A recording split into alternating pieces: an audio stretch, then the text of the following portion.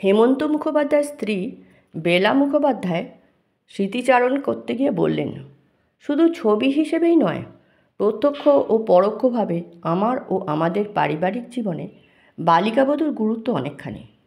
একে তো ওই ছবিতে আবার আমি প্লেব্যাক করার সুযোগ পেলাম। গানই যার শৈশব কৈশোর ঘিরে থেকেছে, তাকে গাইতে বলা যে নতুন প্রাণের জোয়ারে ভাসতে দেওয়া, সে অভিজ্ঞতা যার নেই, সে সঠিক উপলব্ধি করতে পারবে না। পরোক্ষে পারিবারিক জীবনের একটা সুন্দর যোগাযোগ ঘটে গেল এই বালিকাবধূ থেকেই। বালিকাবধূর নায়িকা মৌসুমীকে আমরা সেই প্রথম দেখলাম। কে জানতো কিশোরী নায়িকা মৌসুমী আমাদের পুত্রবধূ হিসেবে ঘরে আসবে। ওই বিয়ে নিয়ে অবশ্য সেই সময় বেশ কয়েক প্রস্ত মন কষাকষি চলেছিল আমার সঙ্গে আমার কর্তার। বাবু নাকি ওর বাবা, কার মুখে প্রথম খবরটা শুনি আজ আর তা মনে নেই। তবে স্পষ্ট মনে আছে মৌসুমীর সঙ্গে বাবুর রেজিস্ট্রি বিয়ে হয়ে গেছে। শোনা মাত্র কান্নায় ভেঙে পড়েছিলাম। ছেলের বিয়ে হচ্ছে, তাও মৌসুমীর সঙ্গে, নায়িকা হিসেবে যার মধ্যে ততদিনে অনেকেই সম্ভাবনা খুঁজে পেয়েছেন। কোন ছেলের মা না এই খবরে আনন্দে ডগমগ হয়ে ওঠেন। কিন্তু আমি মা হয়েও কাঁদলাম। কেন? আত্মপক্ষ সমর্থনে কিছু না বললে হয়তো ভুল বোঝাবুঝি তৈরি হয়ে যাবে। প্রথমেই বলে নেওয়া ভালো, আজ নিজের ওই কান্নার কথা ভাবলে এক এক সময় নিজেরই কেমন যেন লজ্জা লাগে। অমন ডুকরে ডুকরে কান্নার বোধহয় খুব দরকার ছিল না। কিন্তু কি করব, মায়ের মন যে। মৌসুমীকে প্রথম দেখি বালিকাবধূর সময়। তারও আগে হেমন্তর মুখে প্রথম শুনেছিলাম ওর নাম, ওর কথা। তখনও মৌসুমীর তেমন নাম হয়নি, সেই প্রথম ছবিতে নামছে। সেই সময় ওর একটা অন্য নাম ছিল, ইন্দিরা, সংক্ষেপে ইন্দু। যতদূর শুনেছি তনুবাবু পরিচালক তরুণ মজুমদারই প্রথম হেমন্তর সঙ্গে আলাপ করিয়ে দেন বালিকাবধূর নায়িকার।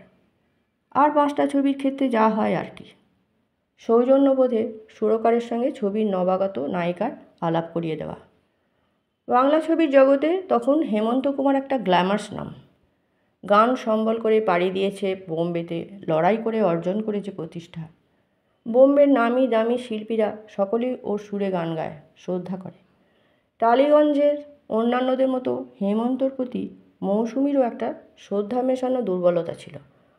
প্রথম আলাপেই তাই হেমন্তকে বসিয়ে ফেলল আপন হৃদয়ের শ্রদ্ধার আসনে। হেমন্তর দিক থেকেও স্নেহের কোনো ঘাটতি ছিল না। মৌসুমীর তখন কতই বা বয়স, রানুর থেকেও ছোট। সন্তান অন্তপ্রাণ হেমন্ত। বোম্বে থেকে কাজের প্রয়োজনে কলকাতায় এলে দিন কয়েক থাকতেই হতো। উঠত আজাদগড়ের বাড়িতে। অজিতদার বন্ধুত্ব অনেকখানি সহচর্য দিত, এটা সত্যি। কিন্তু সন্তানদের কাছে না পাওয়ার অভাববোধ বোধহয় তৈরি হচ্ছিল দিনের পর দিন এই বোম্বে কলকাতা যাতায়াতে। মৌসুমী তাই কাকু বলে এগিয়ে আসায় হেমন্ত ওকে গ্রহণ করলো সন্তান স্নেহে। নায়ক নায়িকা নির্বাচনে বালিকাবধূতে তনুবাবু যে ঝুঁকি নিয়েছিলেন, পার্থ ও মৌসুমী জুটিকে দর্শক সানন্দে গ্রহণ করে তার জবাব দিল। ছবিটায় যে চরিত্রটি অনুপ কুমার করেছেন, সেটা করার কথা ছিল আমার ছোট ভাইয়ের। হঠাৎ অসুস্থ হয়ে পড়ায় সে সুযোগ হাতছাড়া হয়ে গেল।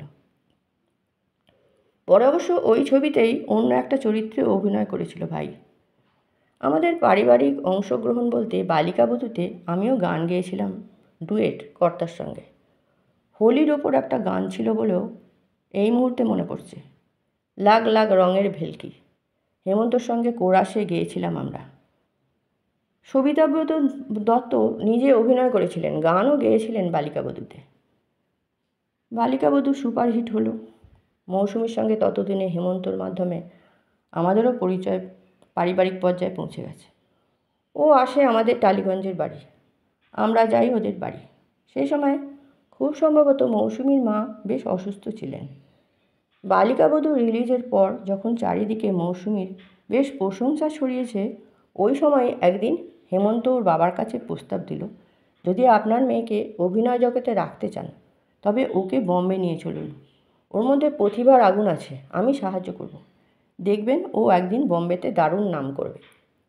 শুধু মৌসুমী নয়, হেমন্তর এই সহযোগিতার সাহায্য যে কতজন পেয়েছে তার ইয়াত্তা নেই। সুরকার হিসেবে যেমন নতুন শিল্পীদের সুযোগ দিয়েছে, প্রযোজক হিসেবেও হেমন্ত সবসময় চাইতো নবাগত শিল্পীরা সুযোগ পাক। প্রায় সময়ই ও বলতো, নতুনদের সুযোগ না দিলে ওরা নিজেদের প্রতিভা মেলে ধরবে কীভাবে? আর নতুনদের স্রোত না বইলে কি ছবির জগতে প্রাণ থাকবে? মৌসুমী যে পরে বোম্বে গিয়ে অনুরাগ ছবিতে কাজ পায়, তার নেপথ্যে হেমন্তর পরোক্ষ ভূমিকা তাই কম ছিল না। অশোক কুমার নূতনের পাশাপাশি মৌসুমী অভিনয় করার সুযোগটা ভালোই কাজে লাগিয়েছিল। প্রযোজক পরিচালকদের সুনজরে পড়ায় ছবিও পেতে লাগলো একের পর এক। এই সময় বিভিন্ন কাগজে বাবুর সঙ্গে মৌসুমীর নাম জড়িয়ে কিছু খবর ছাপা হয়, অনেকটা গসিপ ধরনের, গাল গল্প। তখনও বাবুর সঙ্গে মৌসুমীর যে কোনো রকম সম্পর্ক গড়ে উঠতে পারে ঘুণাক্ষরেও মনে আসেনি। বাবু আমাদের প্রথম সন্তান, মানত করে পাওয়া। মানত মানে অবশ্য ঠাকুরের কাছে কোনো রকম শপথ করে নয়। আমি সন্তান সম্ভবা হওয়ায় শাশুড়ি মা প্রায় সময় বলতেন, বেলার আমাদের মেয়েই হবে, ওর মায়েরও প্রথম সন্তানই তো মেয়ে। আমার তখন ছেলের কামনা ছিল, মনের কামনা মনে রেখে বলে বেড়াতাম, আমার মেয়েই ভালো। যে ছেলেকে অমন সাধনা করে পেয়েছি, তার বউ পছন্দ করব 5টা মেয়ে দেখে, কোন মায়ের না শখ থাকে? আমারও ছিল। এই ইগোর জন্য কখনো ভেবে দেখিনি আশপাশে যে মেয়েটা ঘুরে বেড়াচ্ছে তাকেও কিন্তু কম মিষ্টি দেখতে নয়। চেহারা হিসেবে বা সৌন্দর্যের দিক থেকেও তো তখন মৌসুমীর তুলনা মেলা ভার। হেমন্ত রাজি থাকলেও তাই ওকে শুনিয়ে দিলাম, বাবুর সঙ্গে মৌসুমীর বিয়ে দিও না, কিন্তু আমি রাজি নই। এও বলেছিলাম, আমার ছেলের এখনও বিয়ের বয়স হয়নি, এখনই যেন ওর বিয়ে দিতে যেও না। এরপরও যখন লক্ষ্য করলাম বিয়েটা কিছুতেই আমি ঠেকাতে পারবো না, তখন বাবুকেই ধরলাম। বললাম, ঠিক আছে, মৌসুমীকেই বিয়ে করো, কিন্তু বিয়ের বয়স হোক তখন।